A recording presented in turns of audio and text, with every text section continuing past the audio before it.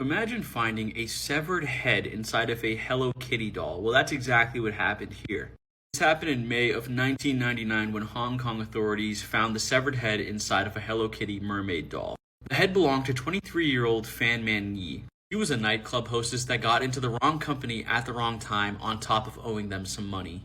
The three men that she got into the wrong company with abducted her from the nightclub one night, and then she was gone for over a month where they tortured her. They tortured her every single day, doing everything you can imagine. It was one of the most brutal cases I've ever read about. And then they decided to cut her head off, boil it, and then put it inside of a Hello Kitty mermaid doll. And it was only discovered because a 13-year-old that they were also torturing in the same building went to the police saying that Fan's ghost was haunting her. And she led them right to the Hello Kitty doll. About this case too, they were charged with manslaughter, not murder, but they still faced life.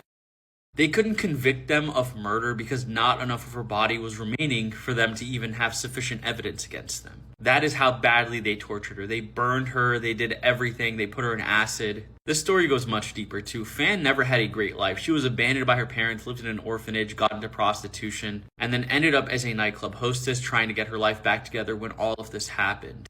There's so much more to her story. I can make a long TikTok video if you guys want me to. Let me know in the comments. There's also a long video on my YouTube page and somewhere on my TikTok page.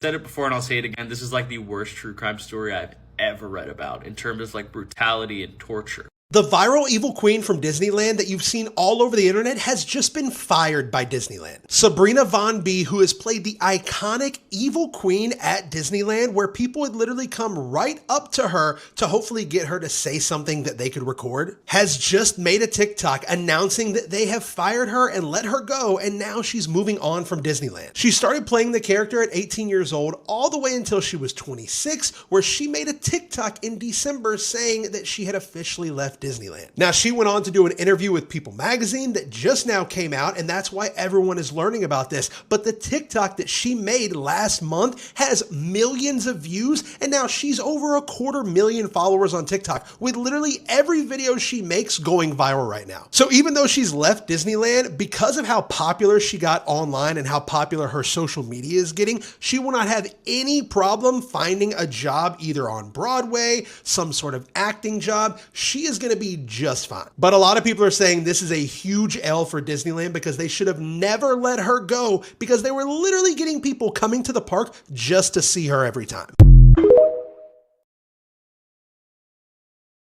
The biggest secret about Lady Gaga isn't the character that she's about to play in Wednesday season 2, but rather the crazy theory that she only became famous because she stole the identity of a dead friend. Before she was Mother Monster, Lady Gaga was just Stephanie Germanotta, talented but still figuring out her own style in New York City. That's when she met Lena Morgana, a singer-songwriter from Brooklyn. Lena was bold, edgy, and already had some songs with very dark theatrical vibes. In fact, the two girls even collaborated on a couple tracks together. Gaga was one of the background vocalists on some of her demos. But unfortunately, in June of 2008, everything changed forever. Lena had died from falling off of the roof of an apartment building in Brooklyn, and she was only 19 years old. Very tragic. Now here's where the theory comes in. Just months later, Stephanie re-emerged as Lady Gaga. The girl next door look was gone, and it was replaced by sky-high platform shoes, avant-garde fashion, and lyrics that felt hauntingly similar to Lena's lyrics. And if you look at photos of the two singers side by side with Lady Gaga's 2008-2009 era,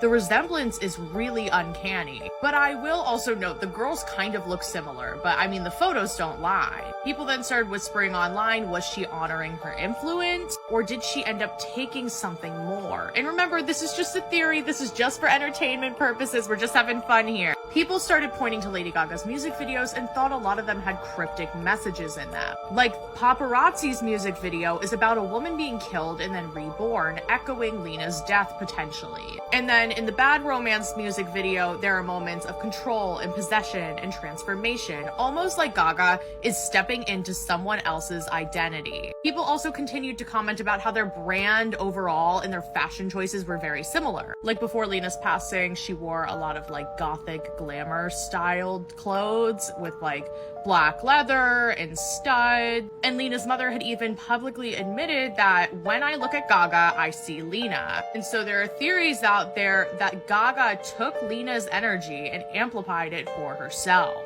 But do I believe that Lady Gaga stole someone's soul? No, that is not reasonable. But the timing and the style evolution and just like the parallels in the music are very chilling. You know, artists are often shaped by people around them, and when someone dies young, I do feel that their creative spirit can like live on in another person. It's such a shame that she passed away so young though, and I wish nothing but the best for her family.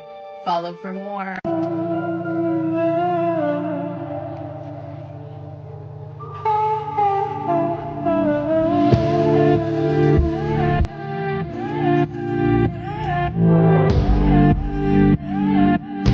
Josh said that he was grabbing McDonald's one night after work. While ordering, he noticed something strange. Two voices talking at once through the speaker. He said that he shrugged it off as a glitch, but when he pulled up to the drive-thru window, he said that the cashier noticed his bracelet that said Jesus. Suddenly, according to Josh, the man's eyes went completely black. His teeth sharpened and his whole face twisted. Josh yanked his card back and sped off. He said that to this day, he still wonders if it was just exhaustion or something real.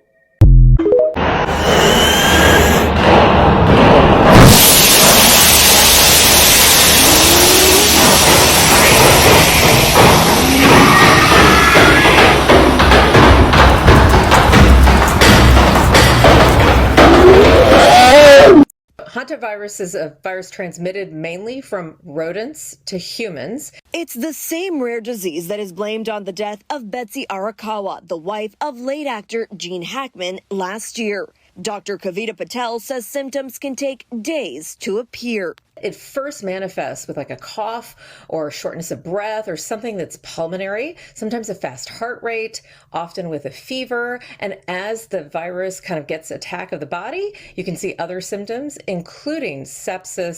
The World Health Organization says that while rare, hantavirus may spread between people.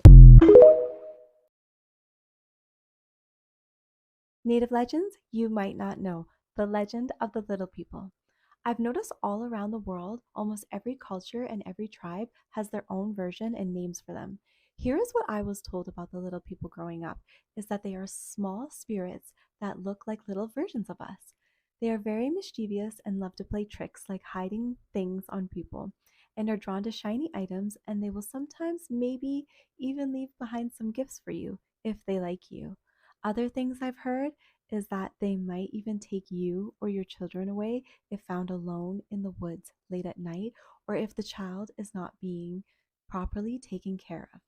Sometimes if a child comes across them, they will make them promise if they don't tell anyone that they saw them, they will one day come back and help them. I'll be doing a more in-depth dive into the legends of the little people, as well as my very own experience. So if you like videos like this, be sure to like and follow my page, my YouTube, and podcast at Sacred Cree, where I tell all sorts of spooky, scary stories and legends. See you there.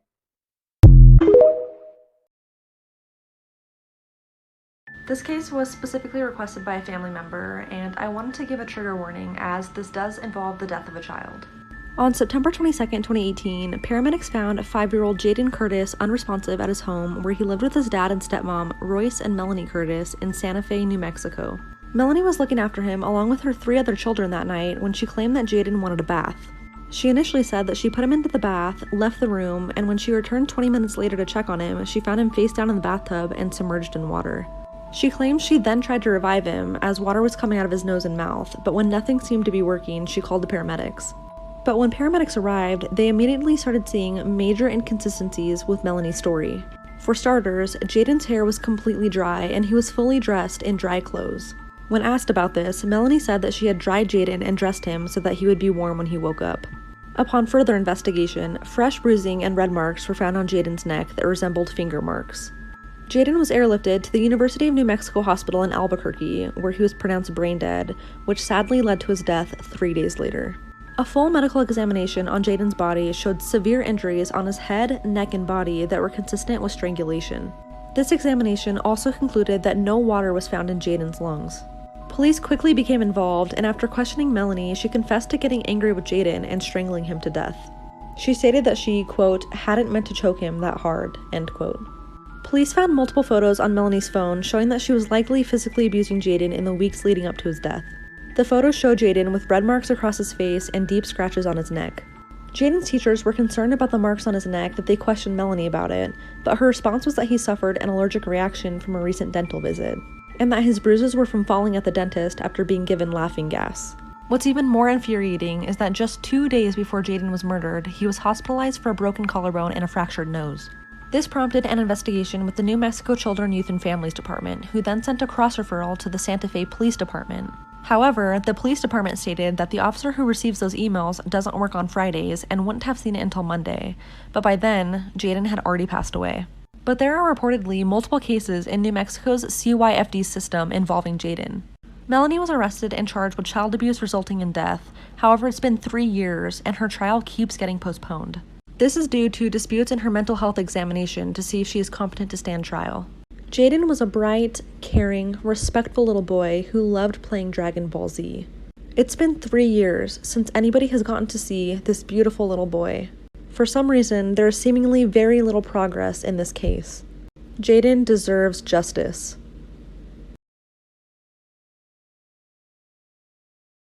This is one of the best recent serial killer movies ever. The movie Trap centers on a father Cooper who takes his teenage daughter to a massive pop concert. Something that feels like a normal, almost wholesome night out. The arena is packed, the energy is high, and everything seems exactly how it should be. But almost immediately, something feels off. There's too much security, too many police, and too much control. As Cooper starts paying attention, he realizes the concert isn't just a concert, it's a setup. Law enforcement has surrounded the entire venue, quietly turning this into a trap designed to capture a dangerous serial killer known as the Butcher. But the real shift comes when you understand the situation from a different angle, because Cooper isn't trapped with the killer, he is the killer. From that point on, the film turns into a tense, claustrophobic game of cat and mouse. What makes the film stand out is its concept. The entire story unfolds in one crowded, contained setting. The tension comes from watching the predator become the hunted. And it flips perspective, because you're following the killer, not the victims. It leans heavily into suspense and control, where every decision matters, every movement is watched, and the biggest danger isn't just getting caught. It's losing control in a place where there's nowhere to run. So if this sounds interesting to you, then go watch the movie Trap now.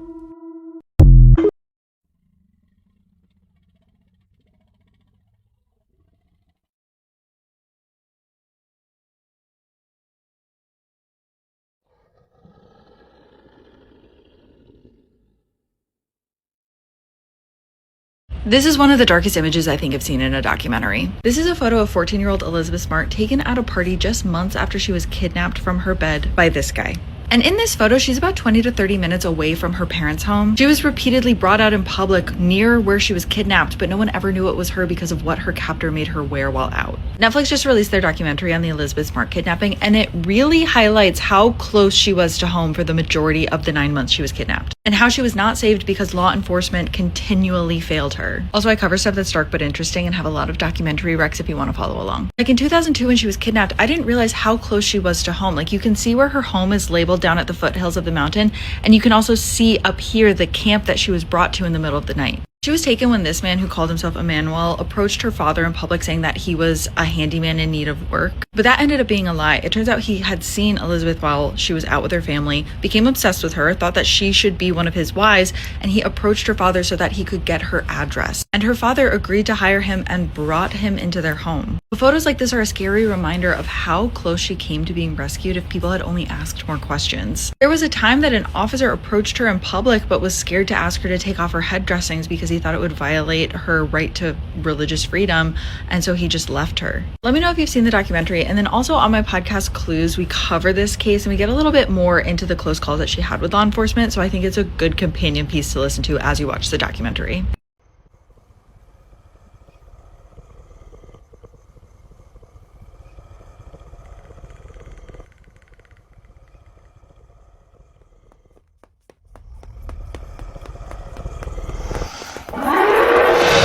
Someone just absolutely smashed Mr. Beast's YouTube world record, and Jimmy has already responded. For 9 days straight, this 23-year-old YouTuber from Poland streamed from his apartment, setting a staggering new world record for the most money ever raised for charity by a creator: $70 million. But the craziest part is how he did it, because for comparison, when Mr. Beast broke the record, raising $40 million for Team Water, he essentially got every massive creator in the world to not only donate, but also spread awareness. Whereas Ladvogang didn't. Bro simply decided to start this fundraiser after hearing a cancer diss track recorded by a Polish rapper with an 11-year-old leukemia patient. And it was her story who inspired this campaign. And so he decided to set out with a small goal of raising $140,000, which he ended up shattering in a matter of hours. And over the next few days, things got so insane that at one point at its peak, it was viewed by 1.4 million people simultaneously, which reportedly became the most watched live broadcast globally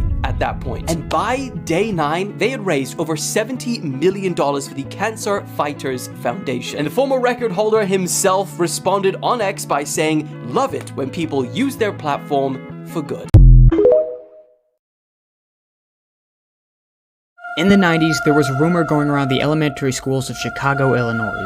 The rumor was that there was a creepy man dressed up as a clown. They called him Homie the Clown. Now, this wasn't just an ordinary clown. He was seen driving around in a white van trying to lure in kids with money and candy. Different variations of the story say that he was a kidnapper, and in others, he was a rapist. But in all the variations, Homie left a mark on the kids of Chicago, Illinois. The rumor was so big that even newspapers were being published about it. And after that whole fiasco, everything stopped. There were no more reports, no more articles, nothing. But one thing was for certain. Homie did exist. He not only frightened the kids, but the parents of them. Parents were scared to let their children walk the streets alone, and that's how Homie left his mark.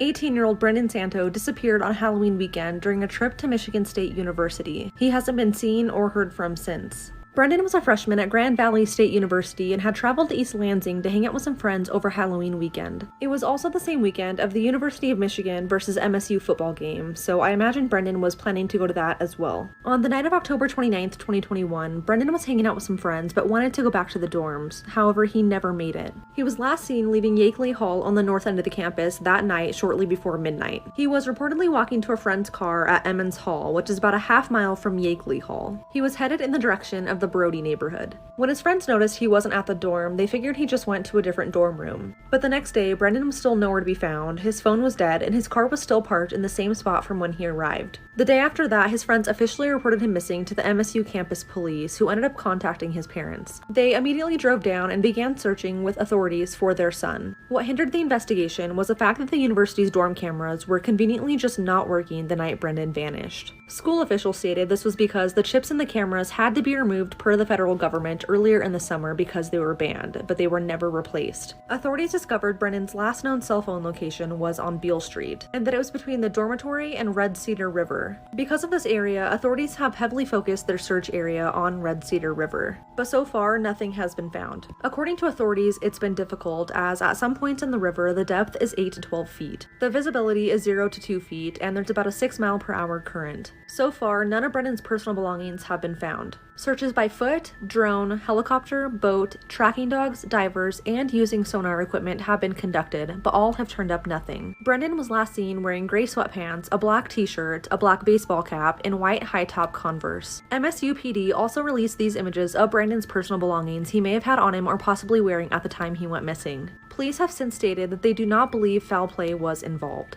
There's a $20,000 reward for information leading to Brendan's whereabouts. If you have any information regarding the disappearance of Brendan Santo, please contact the MSU Police Tip Line at 844-99-MSU-PD. If you were at the Michigan football game that weekend, please look through your photos and videos. There's also a Facebook page called Bring Brendan Santo Home that you can visit for updates on this case. And lastly, Michigan State University has since stated that they've installed 300 new cameras on campus to ensure student safety.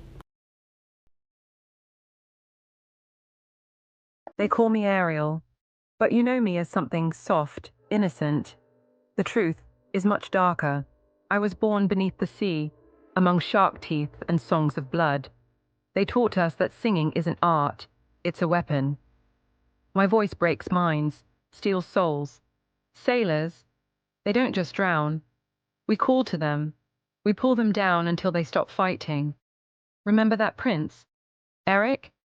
He didn't save me. I found him. A broken ship, a broken body. He was beautiful, so I kept him. I gave up my voice so he wouldn't wake while I touched him. He was so still. But I wanted more.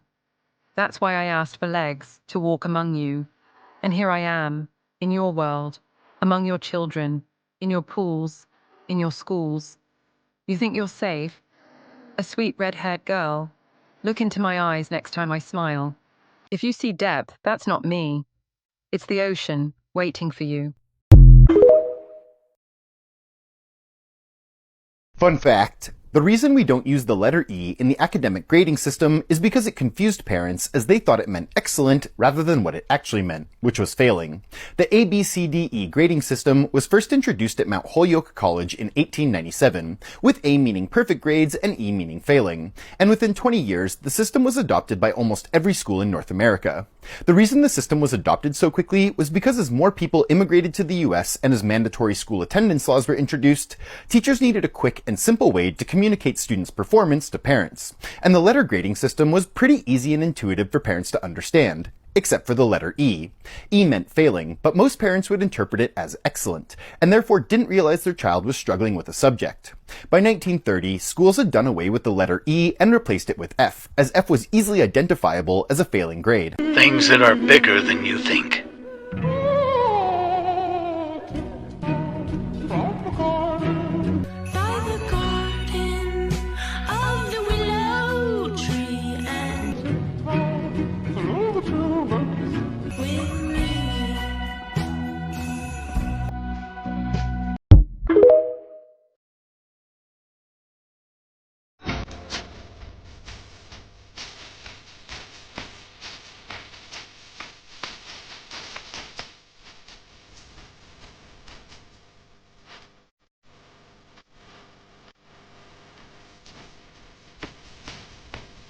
This man ruined his friend's life over a dare. One day John was playing 2K with his friend Mark. John beat Mark and was calling him all sorts of names. Mark jokingly replied, "Stop playing with me before I ruin your life." John then responded with, "You can't ruin my life. You have nothing on me, bro." That's when Mark looked John in his eyes and says, "You dare me." John jokingly replied, "I will give you $10,000 if you can ruin my life, bro. You have nothing on me." Mark put out his hand. John shook on it. But little did John know, Mark was actually a psychopath. It started out with little lighthearted jokes at first. Mark sneaking into John's house and hiding his stuff. John was a little annoyed, but it was nothing crazy. But then Mark started making annoying calls to John's workplace and spreading nasty rumors to John's friends and colleagues. Suddenly, John's social life started to crumble. Mark started then sabotaging John's job, letting air out his tires so that he gets to work late, hiding important job information when John wasn't home. John's boss was furious and fired him. John had had enough. He called Mark and said, "I don't know what you're doing, but you need to stop." Mark then replied, "The job's not done yet," and hung up. A few days later, John hears a banging at his door. His girl is furious. She claims that Mark told her everything that John has done. Yeah, like being unfaithful, even though John has been loyal his whole relationship. But knowing Mark is one of John's best friends, she believed him and broke up with John. A week later, John comes to his ex-girlfriend's house, knocks on the door, and Mark answers. John goes, "What are you doing here?" And Mark goes, "The job's not done," and slams the door in his face. Now, any man would go crazy right now.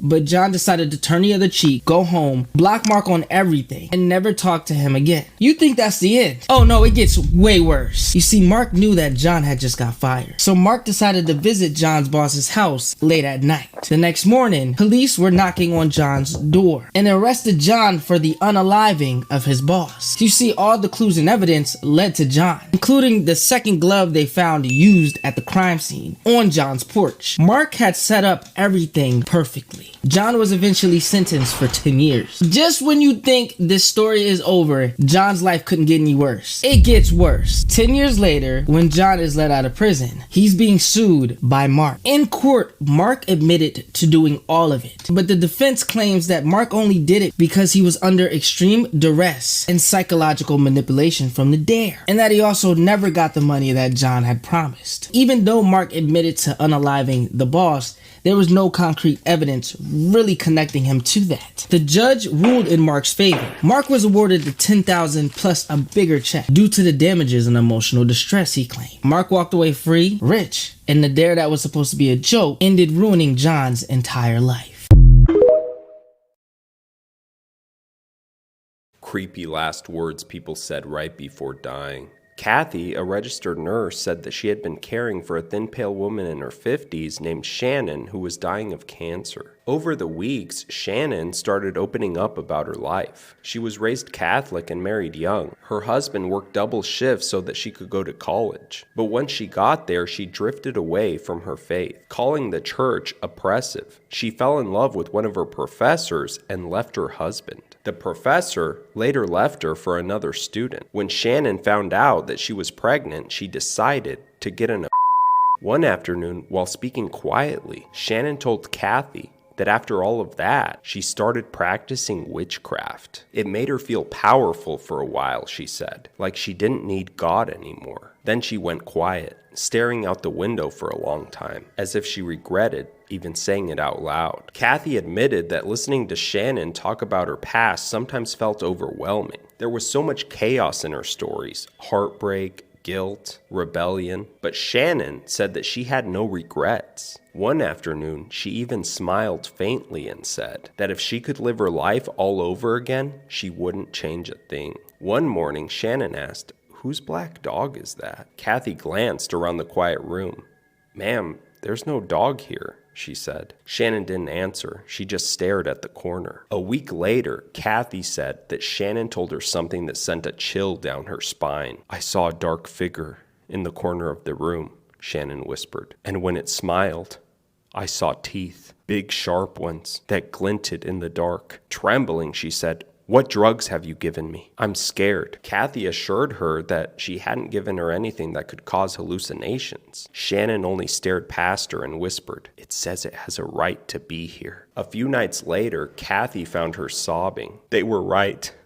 I was wrong," she said. Then Shannon's gaze fixed on the same corner of the room. "Please, I'm just a woman. You wouldn't hurt me," she said. Kathy turned, but there was nothing there. Then Shannon's voice broke. "No.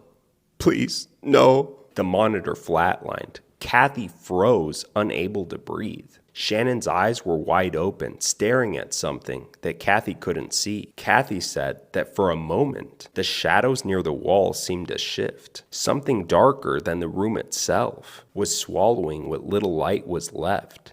Then it was gone. Kathy said that she stumbled into the hallway trembling, gasping for air, and whispered to the doctor that stopped her, "She's gone. Shannon's gone." The SpongeBob hijacking. In 2005, in the middle of a SpongeBob episode, it started glitching and making disturbing sounds. Many kids around the world reported seeing this at night. The episode started normal like nothing happened, and then just got progressively weird. A kid named John actually pulled out his camera at the time and caught it on film. "You're ugly." "Ugly? You gotta be kidding me." "Better try the reflection test."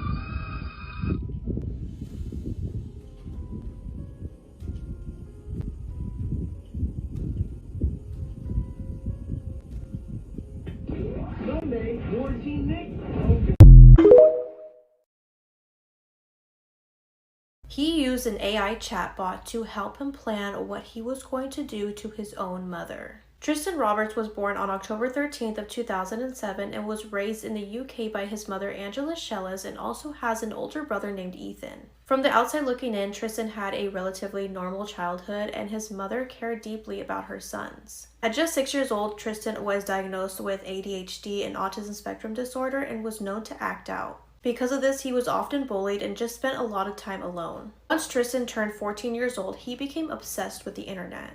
He would lock himself in his room for hours and go on Discord and write about how much he hated women. Tristan would also talk about how obsessed he was with serial killers and how he had this urge to hurt someone. Because of these online spaces, his anger began to grow and he would take it out on his mom. Over time, Tristan's behavior escalated. He started to collect weapons, he would steal them from stores and hide them in his room. By 2025, Tristan is now 17 years old and he just dropped out of high school. He would just spend most of his time isolated in his room, still going on the internet talking about how much he wanted to harm his mother. But eventually he wanted to go through with it, so he turned to an AI chatbot called DeepSeek.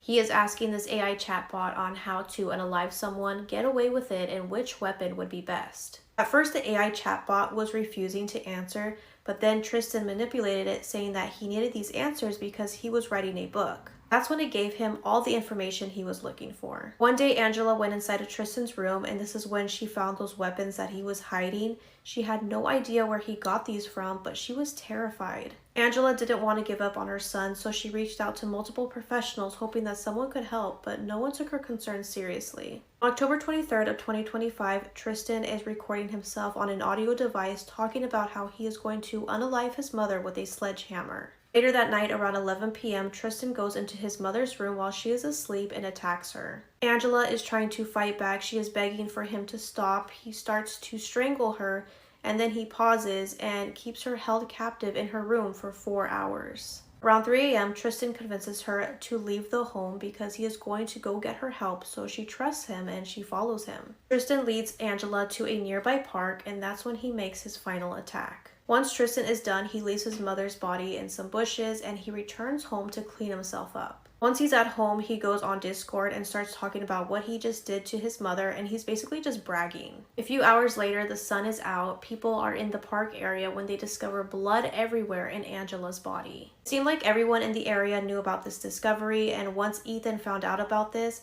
he was very worried that this could have been his mom. Ethan tried to contact his mother but got no response, so he reached out to his grandparents hoping that they could go check on her. But once they got to the home, they realized that the locks were changed and they reported her as missing. Once police arrived to the park, they identified Angela's body and also saw surveillance camera footage showing Tristan walking with Angela to the park. When police searched the home, they found everything that they needed. They found the Discord activity, they found the audio device that Tristan was using, and the weapon. Tristan was arrested and initially refused to speak, but the evidence was overwhelming. In February of 2026, Tristan pled guilty and was sentenced to life in prison with the possibility of parole after 22 years.